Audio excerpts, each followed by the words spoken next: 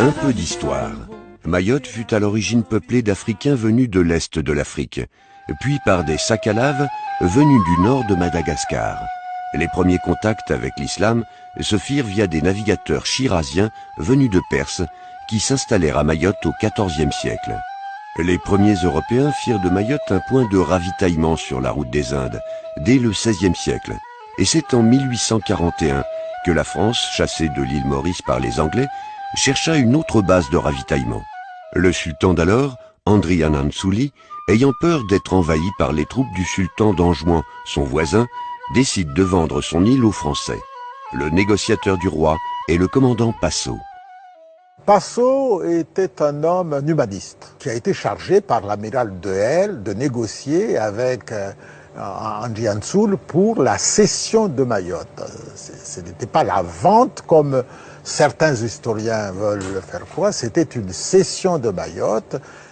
40 ans plus tard, la France colonise les autres îles des Comores. Alors, les Français, venant surtout de la Réunion ou de l'île Maurice, s'installent sur la petite terre et se lancent dans la culture du sucre et de la vanille sur la grande terre.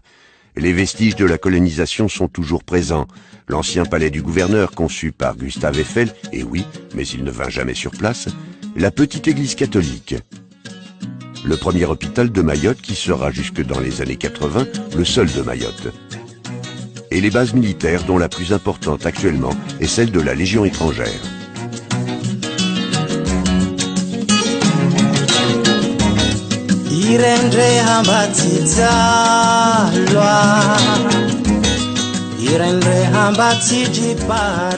Au début des années 60, soufflent les grands courants des indépendances. Les Comores acquièrent une autonomie interne, tout en restant françaises. Les hommes politiques des îles, les fonctionnaires comoriens gèrent l'archipel. Et en 1966, le vice-président du gouvernement des Comores décide de transférer la capitale administrative de ces îles de Dzaoudzi à Mayotte, à Moroni en Grande Comore. À Mayotte, c'est la révolte. Et ce sont les femmes qui s'y mettent, les célèbres chatouilleuses. Elles craignent le départ de leur mari à Moroni ou la perte de leurs emplois.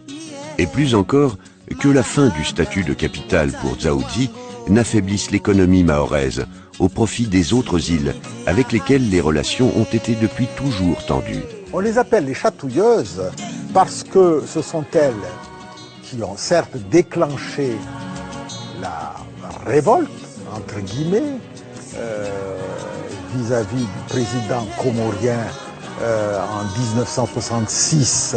Vous savez, quand un représentant du gouvernement des Comores arrivait ici, plutôt que de jeter des cailloux, Madame Zenam Déré, qui était à la tête de ces chatoueuses, a demandé à ses ouailles, à ses partisanes, de chatouiller et non pas de jeter des cailloux ou de jeter des choses qui risquaient de blesser la personne. Ils chatouillaient les ministres qui venaient à l'époque. Ils chatouillaient les hauts fonctionnaires des administrations des Comores qui venaient en mission ici. Et c'est d'où le nom des chatouilleuses. Mais en fait, Zenam Déré, dans son esprit, c'est pour éviter la violence. Mais les Comores clament leur droit à l'indépendance, comme cela s'est fait dans les années 60 dans toutes les possessions françaises.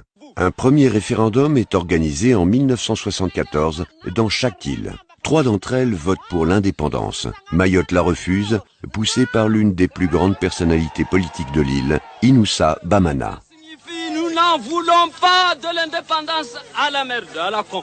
Je m'excuse de le terme. Les Mahorais, voyez-vous, avaient cet sentiment de frustration pendant l'époque d'autonomie interne, était fondé sur le fait que, vous savez, les Mahorais héritaient leur terre agricole par la coutume, hein, c'était traditionnel, mais très peu savaient qu'il fallait avoir un titre de propriété.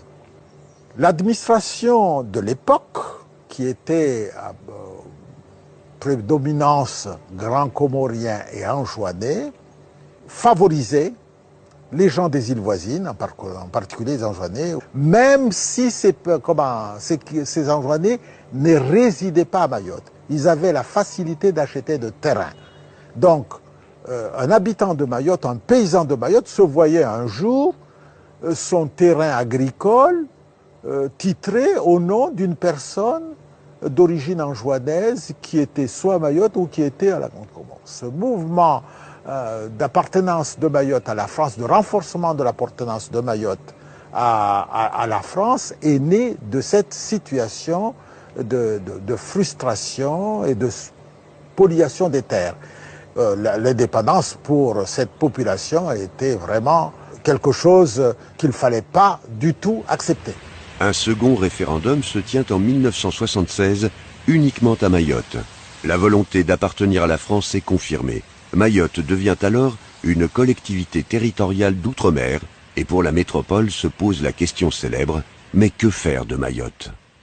Il est vrai que la France ne se préoccupait pas beaucoup de Mayotte.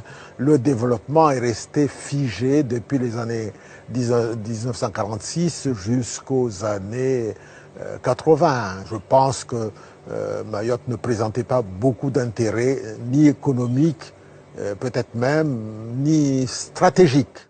En 2007, lors de sa campagne, Nicolas Sarkozy promet à Mayotte que s'il est élu, il lancera un nouveau référendum sur la départementalisation, ce qui fut fait en 2009. À Mayotte, c'est un héros.